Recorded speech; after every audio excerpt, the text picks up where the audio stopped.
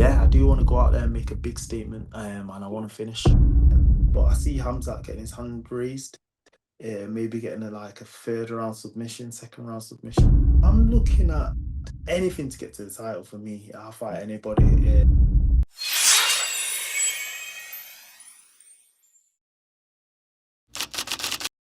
All right, we've got the UFC's number 6 ranked featherweight, Lerone Murphy, co-main eventing at UFC 319 next weekend. It's going to be massive. We're all looking forward to it. How are you feeling? You're into your camp at the moment. It's only a 3-week camp rather than a 12-week camp, which I think you said is actually beneficial to you in some ways.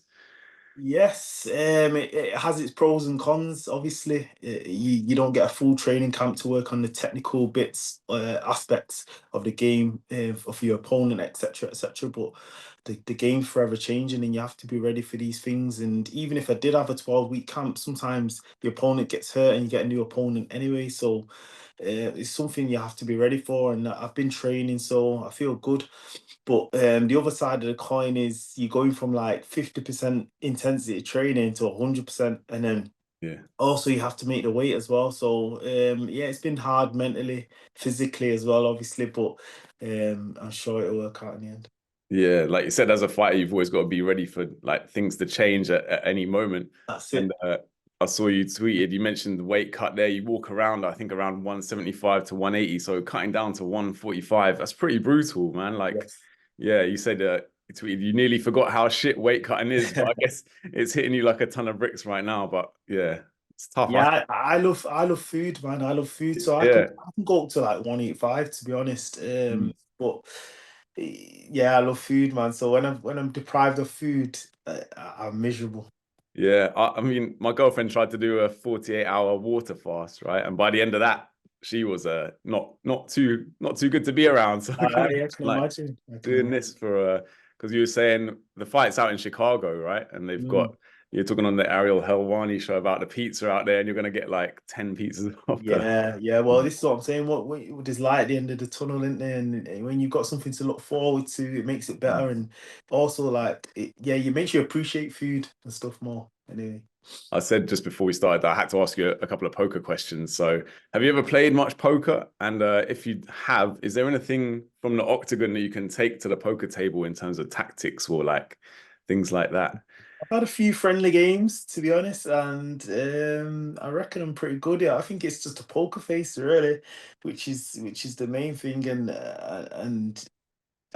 yeah, kind of not showing your emotions, or if you are showing your emotions, it's to feel them more so. But That's it.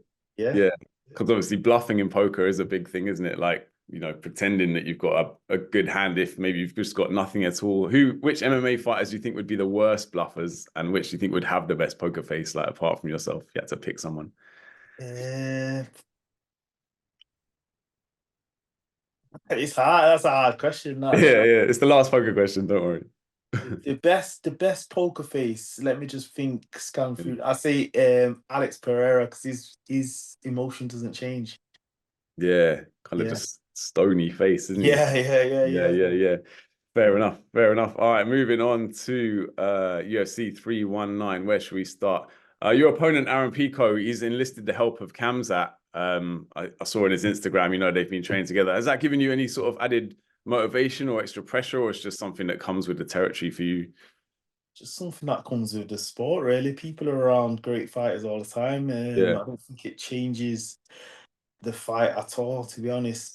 Pico's already a high level wrestler. He's already wrestled at a very high level. So I don't think just training with he's not going to be training with Hamzat like that, because it's different weight classes, right? But being around him will obviously motivate Pico more. But it's part of the game. yeah. Fair enough. Fair enough. I think most fighters might have hesitated at a short notice fight against someone like Pico. You said yes immediately. I think that's what we love about you. No fear with you. What was the conversation you had with yourself in that moment where you got offered the fight? Do you know what? For me, it's just like I was just weighing it up, and it's like there's a lot. There's obviously there's a lot of risk with it, but there's also a lot of reward with it. And being in my position, being a fighter like me, and being in my position where I could end up having 6, 7 fights before I get a title shot, just being me. Do you get what I'm saying? And I Yeah, believe you have to take these risks do the favors, and if it comes off, then I'm next in line for sure. So I feel like it's worth rolling the dice, and also on the other side of the coin, I want to fight the best fighters in the world, and if people are saying this kid's going to be the best fighter in the world, I want to challenge myself. Yeah, no doubt, no doubt. I mean, you're coming off the biggest win of your career. You're on a hot streak. Was it 8 wins in a row? I mean, Yes. not many people can say that. I think that's the second highest winning streak in the UFC right now. You know, so how do you feel about being matched against a guy who's coming over from a different organization? You know, he hasn't fought in the UFC yet. Do you think, you know, some people might say you deserve a bit better than that, but also like you're saying there, when the opportunity comes, you can't turn it down, really. There's also, it's perspective. It's based on perspective, like everything is, and you can look at it from the perspective, from the angle of you've had 3 wins over top 15 fighters. You should have waited for a better somebody that's higher ranked than you because you deserve it and whatnot and whatnot. But I think from the other angle, he's a top fighter and he's well recognized. It's not like I'm fighting a nobody. He's well recognized. He's touted to be the next big thing, and he was fighting Evliov before me, Mm, which was the number 1 contender. So obviously the UFC rate him highly, and it's a number 1 contender fight in my eyes. It's a lot of risk, but a lot of reward that comes with it as well. that's it. Well, the UFC haven't actually like officially said that, have they? But I think in everyone's mind, the winner of this is going to get a title shot. That's how you're viewing it, or you're just taking it one fight at a time right now? Yeah. Well, yeah. Obviously, I'm not looking past Pico at all. I think No. I just go into every fight with the mindset of I just need to win this fight. It doesn't really matter. But saying that now, it's a performance-based company, so you have you have Gene Silver who's fighting Diego Lopez on the other side of the bracket. That could be a number 1 contender fight, and then there's me versus Pico. Yeah, And it's all going to come down to who looks the best in them fights. That's it. It's who that's it. looks the best in them fights and what the fans are talking about, because they pay for the fights, right? So I think whoever goes out there and puts on a dominant performance, makes a moment happen, is going to get the title shot. Yeah, it's an intriguing time in the division, isn't it? It's exciting Yes. for fans of the sport, and that's what we're here for at the end of the day. We love it. I saw Henry Cejudo said that the winner of you and Pico beats Volk. That's his view. So whoever wins this is going to go on to do it. But how do you think a fight between you and Volk would play out now? And what would it mean to you to become an undisputed British champion? I think Volk's a very, very smart fighter, great fighter, and I've always wanted to test my skill set against him. Mm, Obviously, I back myself against anybody. I believe I can beat anybody on my day. And yeah, man, just being that champion would be something. When you think about something every day for how long have I been doing that? Maybe 11 years straight. Then yeah, it's like, do you get what I'm saying? That would be yeah, it'll just be a nice and a dream come true. And then more importantly, I get to set my family up and help the people around me. Do you know what I mean? So that's yeah. the goal, man. Incredible, man. Obviously, it's been a long road and it's had its, twists and turns. Back in 2013, you went through something that was obviously shocking, and we wouldn't want anyone to go through that. Yeah. But, you survived it. You've come out the other side a stronger guy. How has it influenced you, and how have you grown as a person and a fighter since going through that? Yeah, influences me massively, as you would know. Anybody that goes through hardship like that, they grow from it. They say what doesn't kill you makes you stronger, and it's very true. And do you know what? In terms of fighting, I just believe that I've been to the darkest of places that life can take you. So nothing else can get put me in a worse place than that, Yeah. but death. Do you get what I'm saying? So it's like Mm. when I'm going into these fights, what can anybody do to me that I've not already been through? I know that as long as you're not dead, you can come back from anything in it. So I think that not having that fear, t- reducing that fear has made me a stronger person and better mentally, more resilient. And even the bike accident I had in 2022, Yeah. that brought me straight back to that place. And it was a dark time, but I just knew like I'll get through it in it, and I'll come out the other end stronger, and I have.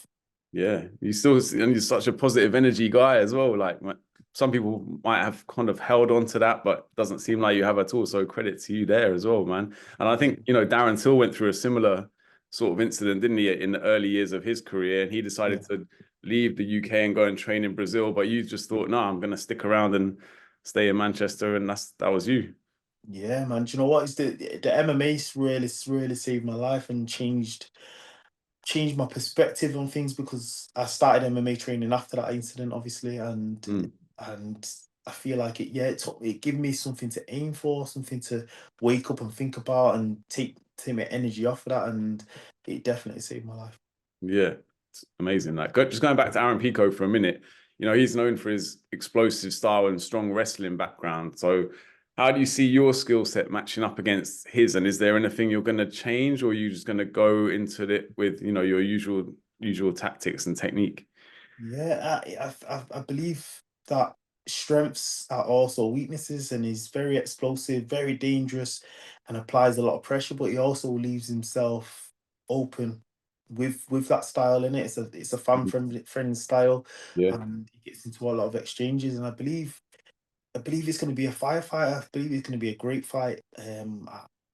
I think it's probably the toughest matchup I've had so far in my career, stylistically. And it's gonna be a great fight, man. But I think I can find holes, and I believe I'm gonna come out victorious.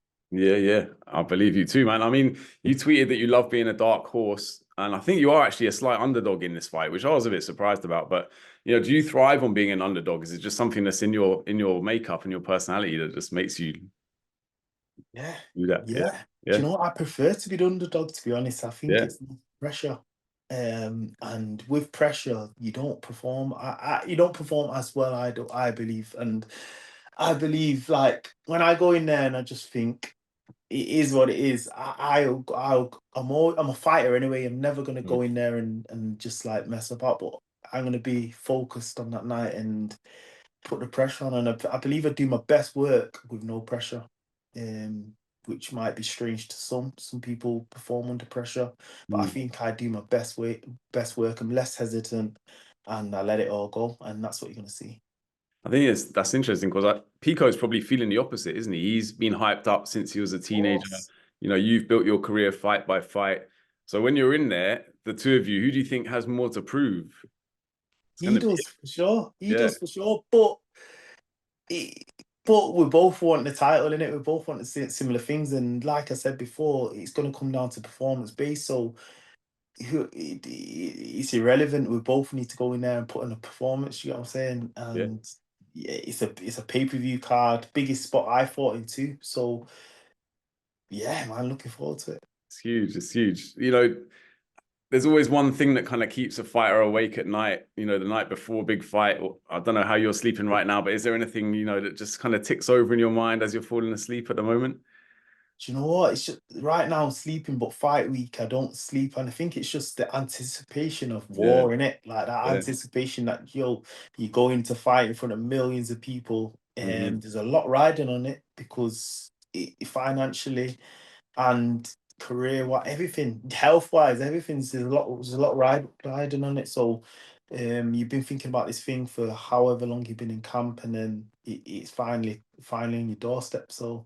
Yeah. The adrenaline starts going. But I That's suppose it. for him, he's kind of had to change focus because obviously he was fighting what's his name? Mobstar, Evliya. That's it, yeah. And then obviously he pulled out. So now he's had to switch to focusing on you. So from a preparation point of view, that's not really ideal for him either, I suppose. It's not, but yeah, it's not. But at the same time, when you're an elite fighter, especially in MMA, mostly, when you're a top 10 level fighter, you have to be ready for all styles and you have to train all styles. And Yep. I believe everybody's very well rounded. This isn't the 90s or early 2000s MMA. This is we're in 2025 now. Yeah. Everyone's well rounded. You get what I'm saying? It's not Yeah. like back in the day when you would train for a straight kickboxer or Mm, and then it'll be changed to a complete wrestler. Everyone can do everything. So we yeah. have to be ready for all aspects of the game. You're right. And I suppose it's easier to kind of prepare for fighters because you can watch so much of their footage now as well. Maybe back in the day there Yes. wasn't like YouTube wasn't really out there, was it? In the Yes, moment, so it yes, was yes. harder to get that. That's But it. yeah. That's a fair point. Where are we now? What kind of statement are you looking to make against Pico in Chicago? Does it matter to you how you win, or are you just out there for the win, regardless of how it happens? Number one is just get the win. Yeah. But no, I want to look good because do you know what? To be honest, I beat Josh Emmett last time out, and Mm. to me and to the coaches, that was a perfect game plan. I think I fought well, but the fans didn't. The fans don't like a defensive performance. You get what I'm saying? So Right. it's not really sat right with me that I didn't get my flowers for the win, right? And that's with modern day gladiators. So when we go out there and fight, it's like we want the crowd to be roaring. Do you get what I'm saying? Yeah. And obviously, it was in the apex, so we're not going to get that, but you still want that feedback from the fans, etc., etc. To, do you know what I mean? To Yeah. congratulate you on your work you've put in. So yeah, I do want to go out there and make a big statement, and I want to finish. Because this arena is a big arena as well. So like, if you get the Yes, crowd going, then it's yes, gonna pump you up as well while you're in there. yes, yes. So That's the type. Perfect fight for it. Perfect yeah. fight for it. 100%, 100%. I mean, before you signed with the UFC, you were known as a bit of a knockout artist, to be fair. But I think it's been October 21, your last knockout. What do you think is the reason for that? Is it because you've had better opposition, or you've just been mixing up your Yeah, game? yeah. Do you know what? It can be a number of things, and number one, yeah, the level of opponents gone up, Mm, for sure, massively. Number two, I think the weight cut is kind of like I think I lose my power because I do lose my power. I lose my power, and obviously as you get older, the weight cuts get harder, so it's yeah, probably depleting yourself more. I true. think that's a big reason for it, but I don't know. And yeah, and trying to round out my game. Before I was I was dominantly a striker. Never really trained much wrestling, but now I like have to mix it up, So Yeah, yeah. maybe Round that's the up. reason. Yeah, I don't know. Yeah, Have you ever thought about moving up, or do you got too much business to deal with at this weight? I want to be. I feel like I've done the work here, and I want to be Yeah, champion here. But maybe later on in my career, yeah, maybe in the next year or two, we'll see. But I feel like I've got a good chance of becoming champion here first, sure. and yeah, and we'll see after that. Yeah, yeah, yeah. That's in the future. That's for the future. How do you see the main event planning out? Dricus and Khamzat, obviously, it's a great fight, but they're so opposite stylistically, Yes. aren't they? So it's going to be, it could be one of those fights where in the first round it's like stand up and then or maybe Khamzat's just going to come out with all guns blazing and down You to. know what? You know how Hamzat fights, isn't it? Hamzat's up gas on the pedal, and if he Yeah, gets tired, he gets tired. But it's I think it's like what everyone's saying, and everyone's saying, "Oh, Hamzat he wins in the first round. If Dricus he wins the later rounds." But I think it's a lot more. You have to put more respect on Hamzat's name. He's not just going to gas out after the first round and give up if you don't finish him. I think it's going to be a tough fight for both of them, to be honest. But I see Hamzat getting his hand raised, maybe getting like a third round submission, second round submission. yeah, yeah. Yeah. Okay, interesting, interesting. It'll be a great fight either way. As what about you when you were kind of growing up? Like you said, you got into MMA kind of a bit later on than some people might have done. But who were your biggest combat sport inspirations, like either before that or during that time when you're just getting into the sport? Mine's always been Mike Tyson. Yeah, Yeah, always been Mike Tyson, just because I believe he had like a similar upbringing as me and like around the same stuff, and then turned his life around, went into fighting early, and just smashed it, and just was just himself. And I've read his books, I've read his book, and I've watched all his podcasts, and yeah. that's somebody that inspired me the most in terms of combat sports. Inspiration, like the aura that he had in the ring Yeah, as well, man. yeah, sick. Indefeatable, really. Yeah, I Yeah, read his book as well, like with the pigeons on the roof of the yes, and buildings just in his New York. mindset, and that his mindset was just like he had a good coach around him. That Gus was a good coach, and I just think he just had a crazy mindset, man. That's it. Because obviously there's boxing pedigree in your family as well, isn't there? But Yes. you chose to go the MMA route. What was the decision behind that really at the time, I suppose? Just the way things happened. Yeah, do you know what? I never actually. I had the chance to, but I never trained boxing. I never done the boxing route. But I think MMA. As soon as I trained, I just loved it, and I just knew that's what I wanted to do. And then plus, I don't know, you know. I think it was just timing. I think it's just timing, God given. Boom, Yeah. threw on my doorstep, in my face, and just like go and do this now. And that's my only explanation for it. Yeah, yeah, yeah. It's weird how life works like that, but it's worked out for the best without a doubt. You know, like every fighter says they're mentally tough. Like people say it, but you've actually proven it. You know, like with your bouncing back from kind of adversity. But how does that real life survival translate inside the octagon? You know, when you're maybe in the third round, when you're like up against it, can you draw on those past experiences to like push you through to those next levels? Yeah, I don't think you actually think about the past experiences to push you through, but I think getting through getting through tough things just makes you more resilient anyway. And it's like just not having that never die attitude towards things. Mm, And you see that in my fights. Third round, I'm trying to come on strong. I'm still trying to win. Do you get what I'm saying? Even though I'm down or whatever. And that won me the fight against Dan Ige, really.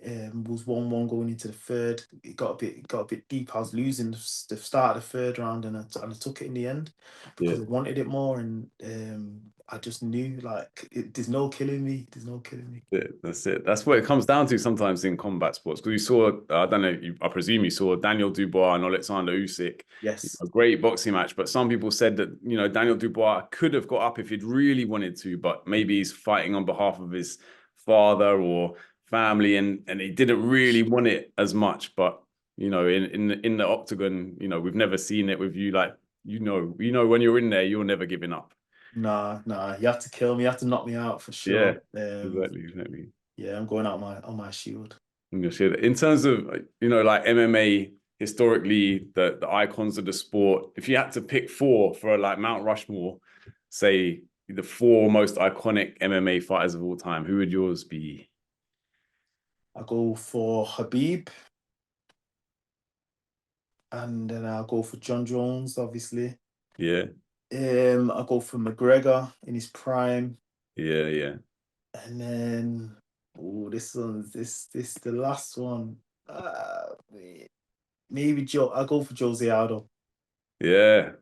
Iconic. Great choices. Great Yes, choices. Great but choice. I did miss out before. I did miss out on Anderson Silva, and he's one of the first guys that really got me into it, like watching him. So It's tough to narrow it down, isn't it? yeah, it's hard. Four's hard. Do you want to get him in there anyway? He's subbing anyone Do else? you know what? I'll swap him for Aldo. I'll have to Yeah, swap him for Aldo just because of how big he was at the start and he got yeah. into. Fair play, yeah, man. True legend of the game. True legend.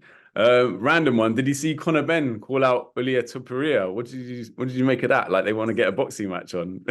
Bro, it's just, do you know what it is? You never see the boxers wanting to come to MMA ever, Never. ever. Only Clarissa Shields, she tried it out. So respect to her, but you don't see them not these elite boxers because they know Hmm. boxing is only like is to say what 1/8 of a fight of a real fight to say. Yeah, So MMA is the closest thing to a real fight. Like let's get in the cage. it's true. We've seen it with Darren Till and Carl Froch as well. Like Darren's like, come on then, I'll box you or I'll fight you in the octagon. Yes, And Carl yes. Froch don't want any of it. They don't. They know in it who will win the real fight. Yeah, yeah, yeah. I think Carl's just hoping he doesn't bump into him like at an event or something because sounds like it could get a bit tasty. But Yes. yeah, we'll see. We'll see. This is a classic question, but if you weren't an MMA fighter, what do you think you'd be doing work-wise or lifestyle-wise? Scary, you know, because I really don't know. I really Mm. do not know. Growing You up, used I to wanted, love football playing up as yeah. So growing yeah, up. growing up, I wanted to be a football player. That Yeah, didn't happen. Then I wanted to do sports coaching. That didn't happen because I had a few little things from my past life on my record, etc., etc. So that was like that didn't happen. And then I got into MMA. So it's just like maybe if we're talking after fighting, I'll go into coaching, MMA and stay in the MMA world. But yeah. I don't know what I'd be. I don't know. Yeah. Well, fortunately, you don't have to worry because Yes. you're very good at what you do. So yeah, it's all good. It's all good. Does an all British fight with Arnold Allen interest you at all at this point? Like possibly a kind of final eliminator, or are you looking past that now? How does that grab you? I'm looking at anything to get to the title for me. I'll fight anybody. Obviously, there's other options and probably better fights to take to get me there. Did think I would have been fighting Arnold Allen now, to be honest, when I was looking at the the division and everybody's injured or matched up, and Arnold Allen was the only one. So I did think I was going to fight him, but um, yeah, if the UFC want it and he wants to do it, we can do it in the UK. But I don't think it's going to happen for now. But It's on the maybe back next year. burner. Who knows? Who knows? Who That's it. knows? That's Who the knows? beauty of the UFC. You never know what might happen around the corner because it all depends on the next fight, doesn't it? But Exactly. we'll see. What do you think about the pound for pound debate at the moment in the UFC? Like, who's number one in your eyes? Right now, Yeah, it has to be Makhachev, I think. yeah. Makhachev and then Taporia, I think. Yeah. Those are the two. They're kind of out Yeah. there, aren't they? Yeah. Yeah. Because if you look at what Tapori's done in the sport at the minute, and he's flying, and I think for him to make a real run for like the GOAT or whatever you want to say, pound for pound, I think he has to beat Makhachev. And then maybe Armin Sarukin, and if he retires there, he can go down as one of the greatest. Yeah, honestly, yeah. I don't think anyone could argue really if he does that. No. He's up there for sure. What's next? We've seen some crossovers between boxers and MMA fighters and WWE in recent years. Would wrestling ever interest you? Something like that? And we've seen Tyson Fury go over there, Conor McGregor go over there. Did you ever watch it growing up even? Do you know, I used to love it growing Yeah, up. me Like The too. Rock, Stone Cold, all That's them, it. That was the era. era, wasn't it? That era, yeah. Yeah, But yeah, the Attitude Era. Yeah, yeah, it's sick, yeah. But nah, not anymore. I've got no interest in it now. yeah. Obviously It's I all did back. changed now, isn't it? It's kind of different now. It's a lot more. Totally different. It's a lot more sanitized. You don't get that like hardcore element to it, really. Nah, it's not the same, bro. Like tuning in for wrestling on a Saturday used to be the best as a Yeah, kid. I had all the figures, everything. same. Yeah, but if they called you up though and the opportunity came, you couldn't turn it down though, could you? Of course Yeah, not. Of course not. yeah, It's iconic in it. Wrestling's like one of the biggest things out there in it. So for yeah, of sure. course I would. For sure, for sure. I think there's rumors that Conor McGregor is back in the testing pool. Do you think he will ever return to the octagon, or is it all hype at this point? I think genuinely he wants to. He wants to return, but is it doable? I don't know. I believe once you've made that type of money and you're living that type of lifestyle that he's living, it's hard to come back, especially at that age. What is he now, 37 or something? Yeah, getting on for that. I think, yeah, Yeah, you're right. I suppose it's and tough. he's living a good life. He's rich. He's living a family life, and he's partying a lot. So I don't think he's ever going to come back the same if it does. And obviously he had the injury as well. He's a fighting a big uphill battle, but I think he wants to come back in his heart. But whether he does or not, we'll never know. Maybe it'll be like exhibition type matches rather than Yes. full on. No, but it'll have to be the UFC because he's under contract. So Oh, of I course. don't think Yeah. he can't fight nowhere else. No, I suppose so. Yeah, because when he fought Floyd Mayweather, obviously that was boxing and stuff. So, but he made so much money off that, didn't he? Yeah, that's part of the UFC. Though, still have to give like something to you know what I mean. Yeah, they always want their cut, don't they? The UFC. Of course, man. Fair play, fair play. And what do you make of Conor McGregor's bid to run for the president of Ireland? You know, like I don't know if it's actually happening or what, but you know, are his politics something that interests you or you're on board with? Or I've seen it. Obviously, fair play to him. Fair play to him. But I don't really read too much into what he's saying about it and what his goals are. But I've seen him going for it. Yeah. I don't know if he'll get it or not. I think if he went for it like 5, 6 years ago and he's the boy, he would have had a bigger chance. But who knows? I yeah, don't know. I suppose his reputation's taken a bit of a dent in recent times. That might affect it, but you never know with him, do you? He might put out the bag and just imagine. Yeah, it would be incredible if he was, but yeah, it's hard to see.